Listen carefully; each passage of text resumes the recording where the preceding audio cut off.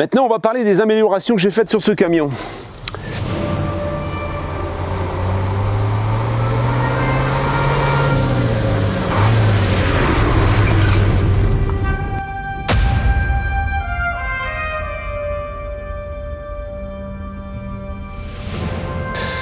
C'est pas fini, hein. J'ai commencé à faire des améliorations, mais j'ai pas terminé.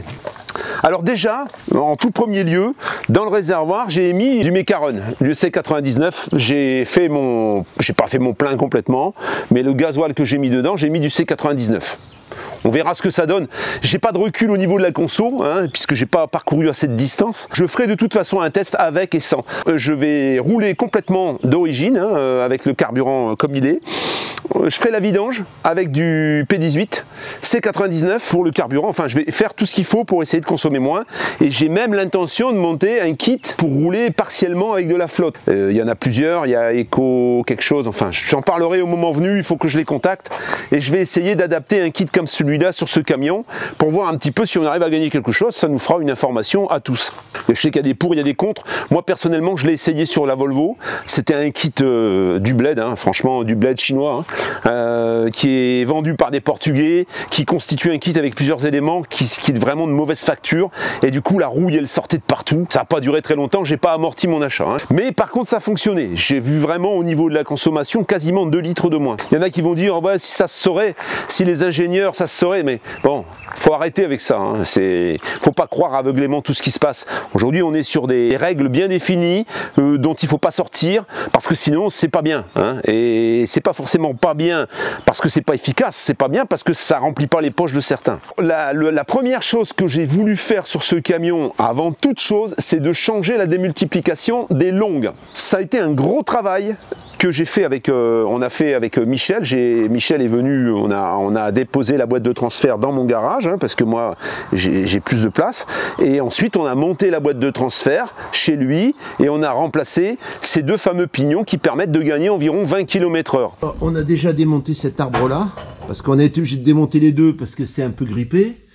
Là on a démonté l'arbre qui vient jusqu'au pont avant, et là maintenant on a l'arbre de la boîte de vitesse et l'arbre du treuil. Il y aura les tringles, il y aura tout un tas de trucs à démonter encore. Là Michel est en train d'enlever le frein à main. Le pot d'échappement, il n'y est plus non plus. Enfin voilà, il faut démonter la moitié du camion, hein. Et là-dessus maintenant, ça y est. Là il y a les pignons. Et là on la monte chez Michel. Comme ça il y a tout le matériel là-bas, ça sera plus facile. Plus de boîte de transfert ici. Elle est partie, ça y est. Elle est là. Il ne reste plus qu'à l'ouvrir maintenant et mettre les pignons. Ça c'est une autre paire de manches. Voilà un peu l'histoire, tout arraché, tout enlevé. Michel a décidé d'alléger le processus et d'enlever des pignons. Et on va faire des pignons avec l'imprimante 3D. Et là tu vois, regarde, ça c'est tout des pièces du machin là. Voilà, toutes les pièces du puzzle, t'as plein de trucs en fait. Je me demande comment il va faire. Franchement, je suis en train de me demander là. On a enfin sorti tout le merdier, les deux axes. Voilà, ça n'a pas été une mince affaire parce que Michel, il veut pas abîmer les roulements pour qu'on n'ait pas à les changer en fait. Parce que comme on les a pas, donc ça a été un peu galère à sortir. Voilà, on voit les pignons, les axes, toutes les pièces, tout ça. Ça, c'est ce qu'on va remplacer et ça, c'est l'origine. Donc là, à l'origine, on a les deux pignons qui sont de la même dimension. Et ici, tu as une différence de dimension et c'est ce qui va surmultiplier un petit peu les longues en fait, hein. Regarde bien, tout est propre, tout nettoyé, impeccable, tout nettoyé, tout nickel. Tous les pignons neufs sont ici, les deux autres pignons d'origine sont là. Là on voit le baladeur donc qui va permettre de passer des longues aux courtes. Là on est en train de remettre les roulements. Ça c'est la prise moteur. Ça c'est le pont avant. Commande des courtes, des longues et blocage différentiel, le blocage du interpont je pense, hein. Et ici il va sortir le pont arrière. Et là la prise de force. La boîte est dedans, boîte de transfert, voilà. Là maintenant il y a tous les ponts, tous les arbres à remettre. Alors Michel m'a quand même aidé à remettre cet arbre là, au moins le présenter parce qu'il est super lourd. On a remis aussi le frein à main, voilà tu vois elle est là. Et maintenant il y a les arbres et puis les commandes. et les évents à remettre, et puis ensuite, eh bien, ça tourne. Hein.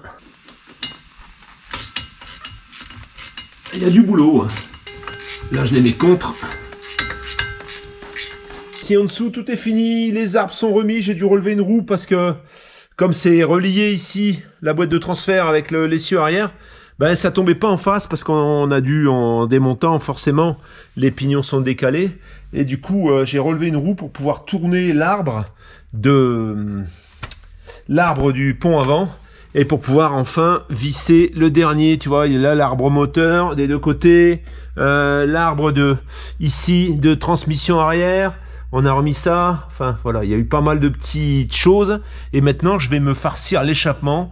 Il est assez lourd, donc j'espère que je vais y arriver. Sinon, bah, demain, je le ferai demain matin avec Michel. Je demanderai à Michel qui vienne me filer un coup de main, mais je pense y arriver. Ce qui veut dire que ce camion est logiquement donné pour 80 et avec cette transformation on doit pouvoir atteindre les 100. Alors comme tu l'as vu lors de la dernière vidéo d'essai, en essayant d'atteindre donc cette fameuse vitesse, la route que j'emprunte elle n'est pas faite vraiment avec un camion comme ça pour rouler à 100, hein. C'est même dangereux. Donc je suis arrivé à 84 et j'ai lâché parce que je me suis dit non, là si tu croises un porte-grume ou un truc comme ça, tu te mets dans le fossé, hein. À suivre. En tout état de cause, je ferai un essai avant le remplacement des pneus et après le remplacement des pneus pour voir un peu ce que j'ai perdu avec les pneus en circonférence, hein. Mais ça a été le plus gros travail d'amélioration.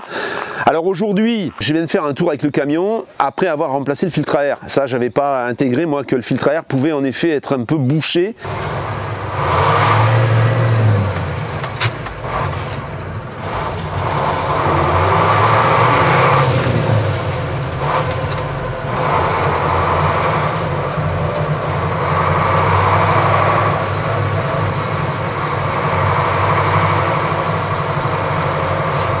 Remplacement du filtre à air, ça lui a fait que je pense que le filtre à air était bouché, hein. Parce que là franchement, tu vois, je pourrais presque passer la 4e.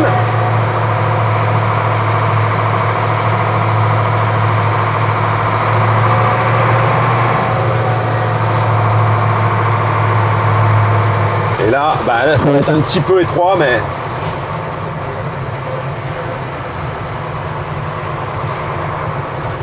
mais ça passe. Faire attention de ne pas arracher les gouttières.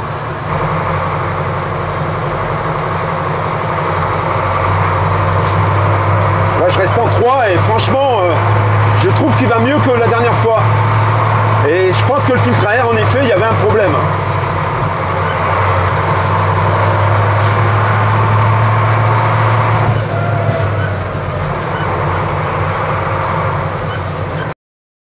Et là, je sens beaucoup plus de répondants au moteur.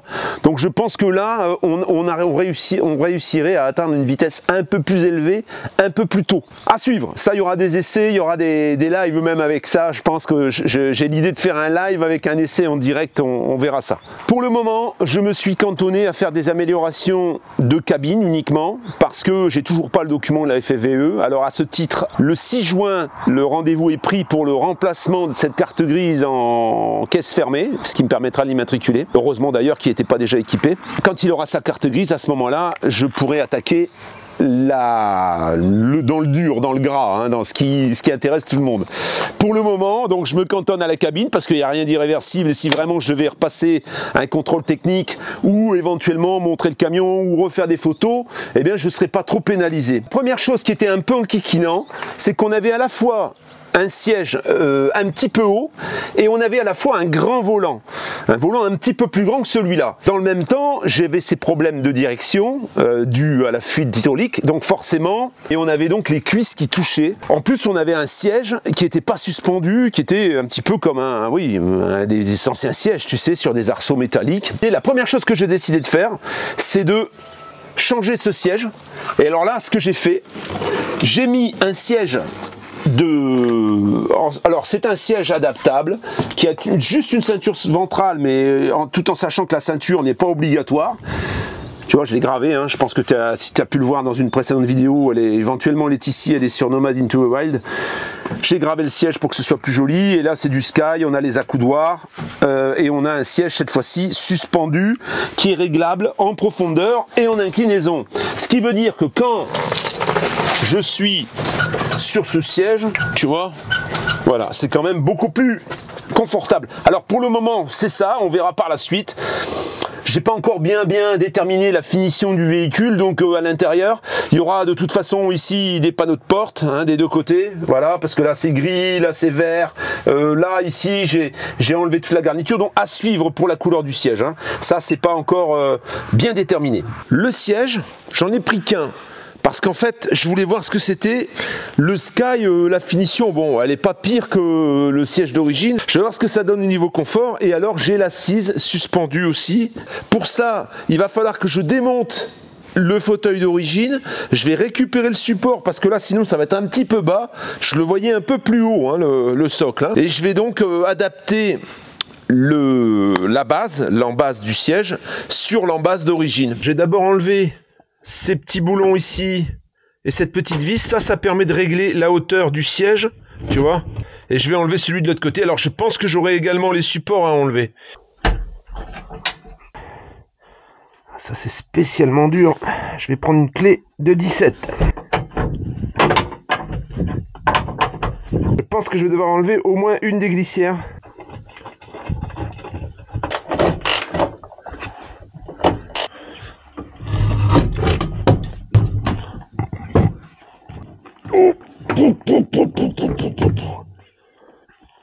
Et voilà. Voilà le travail. Il est bien lourd, hein.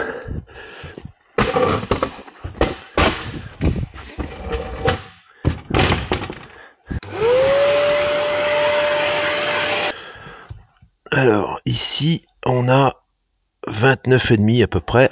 Parce que là, on n'a pas assez, tu vois. Là, 26 et la 29, il manque 3 cm. On va couper du fer plat, comme ça.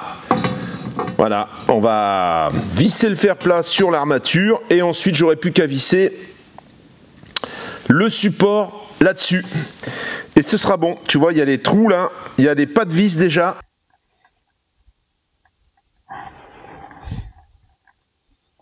J'ai trouvé quelques vis qui pouvaient convenir. Le cadre est un peu tordu à mon avis, hein. Ou le cadre ou ça, c'est pas vraiment aligné.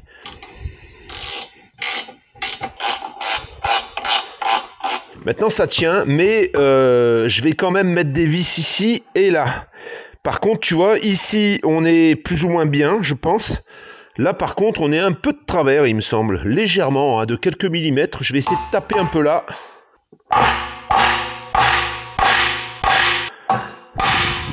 Ça va un peu mieux.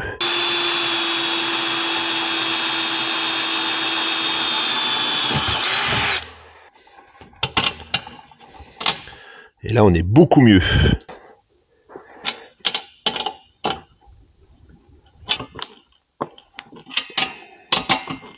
Voilà. On y est. On a recouvert. Alors bon, il y a des petites bordures, mais de toute façon, ça va être recouvert tout ça, hein. Ça va être recouvert avec de l'isolant.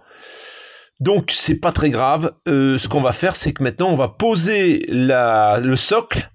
On va remettre ça et on n'aura plus qu'à mettre le siège dessus ensuite. Alors j'aurai de toute façon à le redémonter parce qu'il y a des choses qu'il faut que je revoie ici derrière. Il y aura le passage cabine qui va certainement se trouver ici. Il me reste maintenant à mettre ici ça. Voilà. Et à le visser. Celui-là c'est bon. Maintenant, il ne reste plus qu'à poser le siège dessus.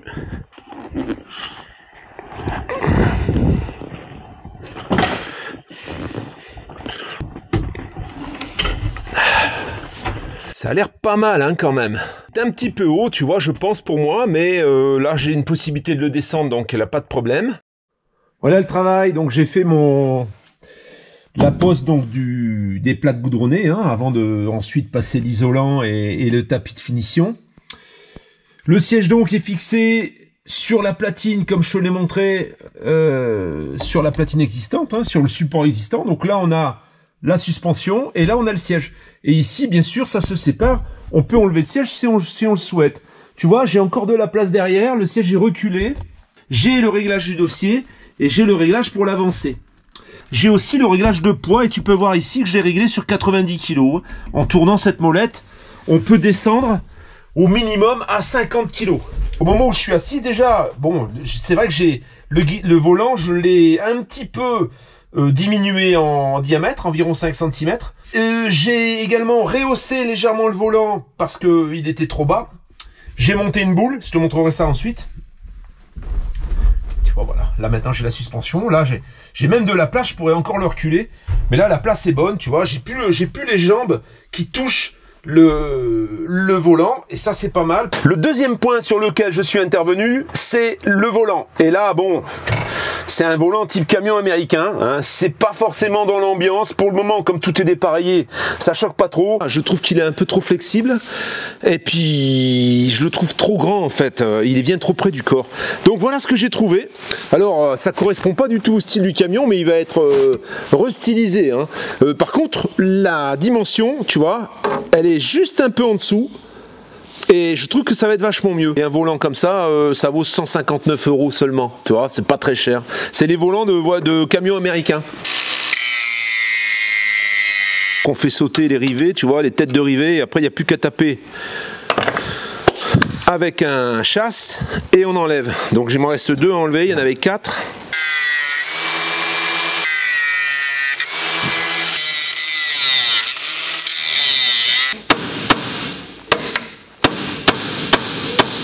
Ah, ça y est. Nous voilà avec le moyeu. On a pas mal de fixations pour pouvoir accrocher le volant. Alors on va voir comment on peut faire. Ça va être installé comme ça. Je vais repercer des trous dans le moyeu et je vais faire passer des vis à travers tout. Voilà pour le volant. C'est fait. J'ai fixé en reperçant des trous. Donc j'ai fait des trous au 8 parce que c'était du 6. Donc on est beaucoup plus gros là au niveau des vis, ça sera plus solide. J'ai mis des entretoises pour pouvoir le remonter un petit peu parce que sinon je peux pas mettre le couvercle et en plus le volant était un petit peu bas. Je vais faire de toute façon une pièce comme celle-ci en alu usiné dans la masse pour pouvoir poser le volant dessus. Et voilà le travail. Ça a quand même meilleure gueule et ça va être vachement plus sympa à conduire. Dis-moi ce que tu penses du chrome et du bois. Moi personnellement, je le verrais plutôt noir et ça en vernis noir aussi, tu vois, vernis un peu coloré.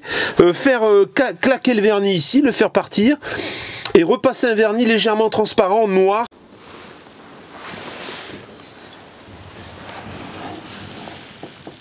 L'idée, mais je sais pas encore, c'était de faire un covering sur toutes les parties chromées et de refaire une peinture un peu transparente mais avec nuance de noir, hein, pour le bois, de remettre le bois à nu et de faire un traitement vernis transparent. Est-ce que je le fais faire par un carrossier? J'en sais rien. Peut-être que je démonterai ce volant, que je l'enverrai chez un carrossier qui me fera la peinture plutôt qu'un covering, je sais pas encore, à suivre. Ce que j'ai ajouté aussi, c'est une boule. Et ça, c'est vrai que dans les manœuvres, c'est quand même vachement sympa. Beaucoup plus pratique à manœuvrer. La boule, ça compense un petit peu le fait que le volant soit un peu plus petit. Personnellement, le volant, ça m'a pas pénalisé au niveau de la conduite. Et là, tu vois, je peux vraiment redresser mes jambes. J'ai des grandes jambes. Et ça passe, en fait, hein. Ça passe tranquille.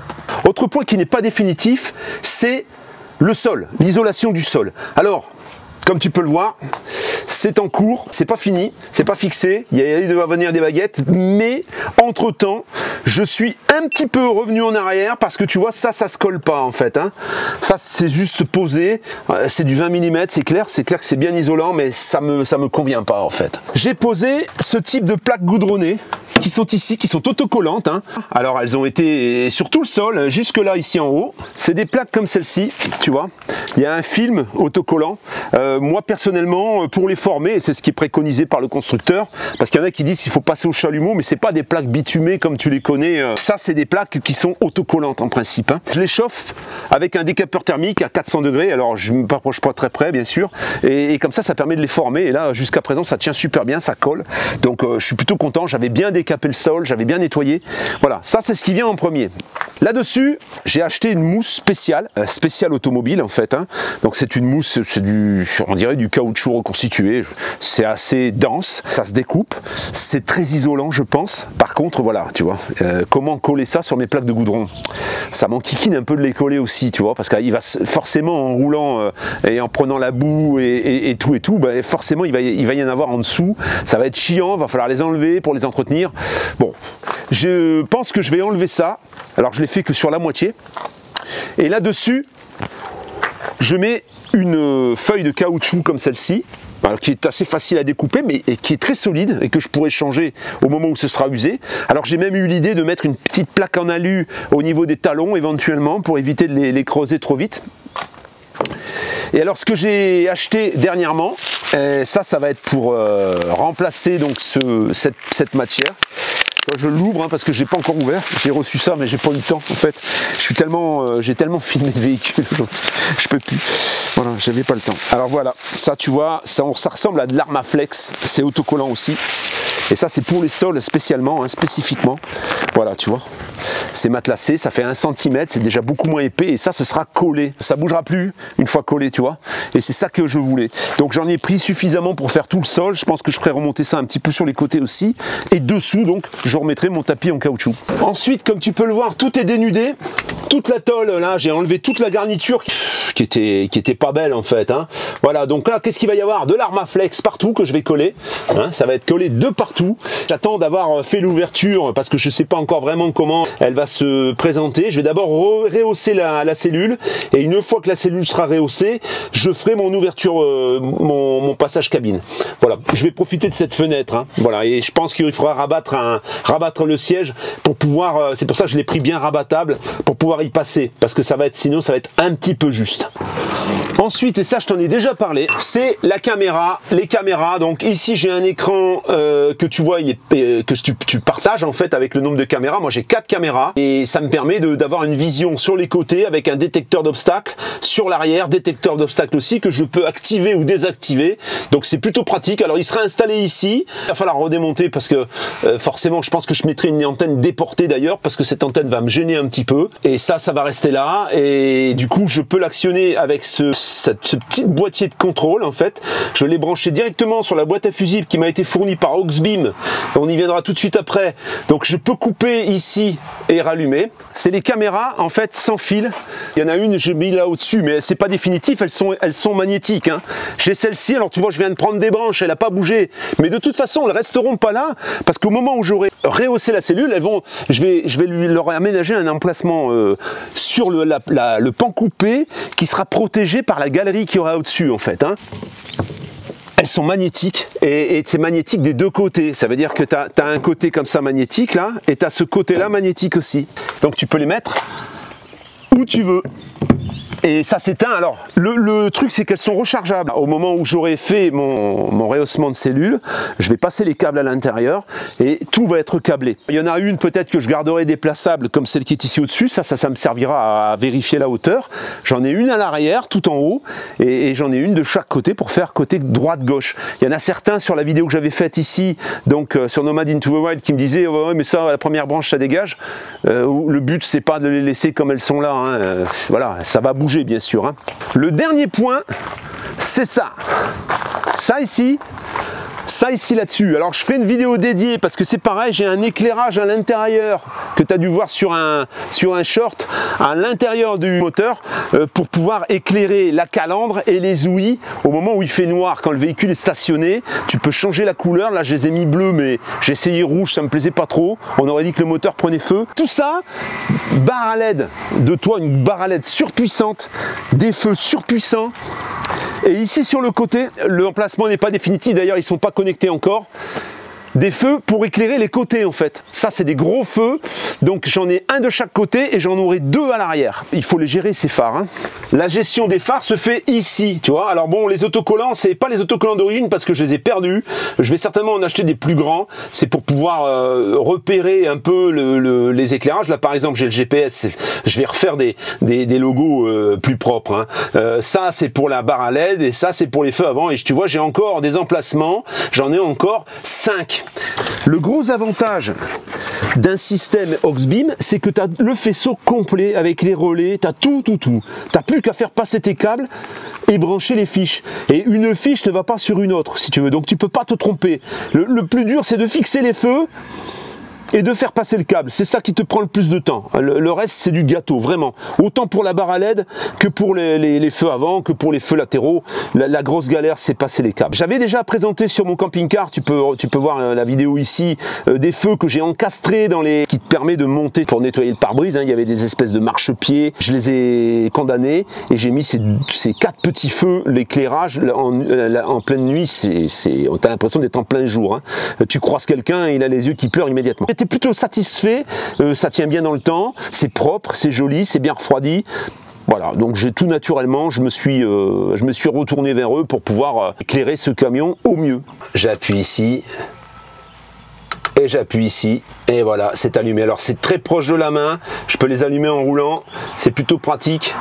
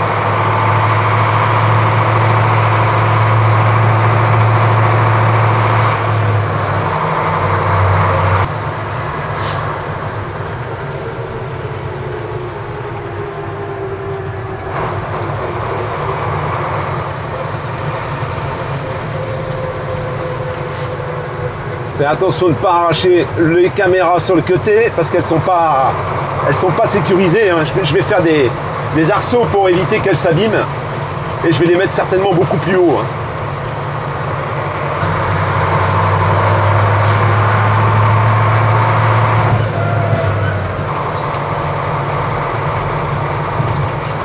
Voilà ce petit chemin.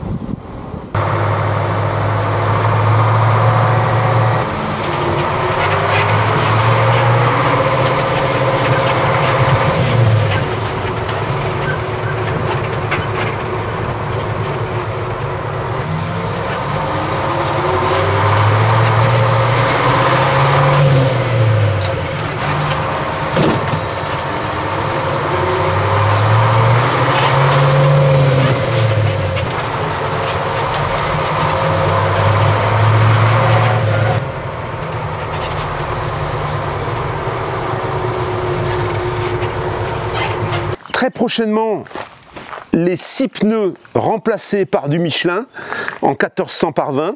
peut-être pas définitif, hein, c'est des pneus, j'ai fait un coup de fusil monumental grâce à Marcus qui me suit, un abonné, hein, qui a d'ailleurs également un camion d'expédition, et il m'a dit Pascal, j'ai l'occasion d'avoir des pneus comme ça, il me les a amenés ici vraiment. Je ne le remercierai jamais assez. Donc j'ai ces 8 pneus, puisqu'on en a pris 8, qui sont super bons, qui sont retaillables. On va les monter dessus et on va voir ce que ça donne, qu'est-ce que j'ai perdu en vitesse, etc. Je suis sur du 1600 par 20, mais est-ce que je l'ai montré dessus, est-ce que ça va passer? J'en sais rien, mais dans la mesure où j'ai l'impression qu'un 1600 par 20, ça correspond à un 1400 des pneus russes, au niveau du volume, on verra. Hein. Je ferai un essai de toute façon, puisque il y a mon ami Gérald qui va venir m'aider à changer ses pneus, il va m'apprendre, je sais, j'ai vu un peu des vidéos et tout, j'en ai jamais fait, donc je préfère qu'il soit là, on va le faire ensemble, parce qu'il y a des pneus qu'il va falloir décoller aussi. Donc on te montrera tout ça en vidéo. Les améliorations ne sont pas finies, il y a beaucoup de choses. Je veux changer l'échappement, je veux raccourcir le silencieux et faire monter un échappement par le haut, parce que sur le côté, c'est vrai que quand ça enfume les gens sur le trottoir ou les gens qui sont à hauteur, c'est pas terrible. Alors j'espère que dans l'avenir il fumera de moins en moins, on verra bien. Je pense que ça fumera toujours un petit peu. Hein. Voilà, donc les améliorations ne sont pas terminées, il y a encore beaucoup de choses, il y a encore énormément de choses. Donc abonne-toi, suis-moi et tu vas voir. Tu vas être surpris, il va y avoir vraiment des trucs extraordinaires. J'espère. À tout bientôt.